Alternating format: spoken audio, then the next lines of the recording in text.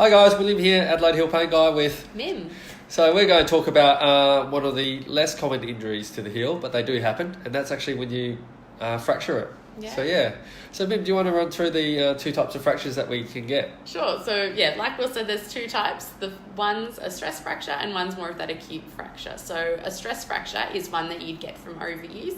So a lot of runners, or if you're doing a lot of repetitive kind of movements with that force going through the heel, over time that can lead to that fracture building up there. The second one is more of that acute fracture. So if people have been jumping from really high heights, maybe things they shouldn't have been doing, so jumping off a roof or something's the example Will uses, that can use that break through the heel there. Yeah, that's the most common one. Like I actually get people coming to see us after a rowdy weekend, and they've told us they were dared to jump off a roof. So I've had about 4 or 5 of them over the course of a couple of years, so it does happen. In terms of the stress fractures, as Mim said, it's usually from high levels of repetition. So runners get it, dancers get it, and in particular a lot of people in military or the police force, because they're marching a lot.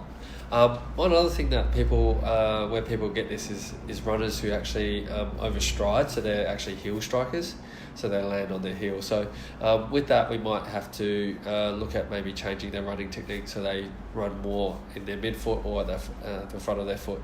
So do you want to just talk about how we'd usually treat any sort of break in the heel? Yeah, so in terms of treatment, we need to take pressure off the heel because there is that break through it. So we look at immobilizing it, so looking at putting it in a moon boot and having that non-weight bearing for a period of time, normally until that pain sort of starts to reside. Yeah, and then thereafter we start to weight bear again, and we can do some cushioning heel cups and whatnot to get the person back up to the same levels of activity and back to a normal life. Yeah.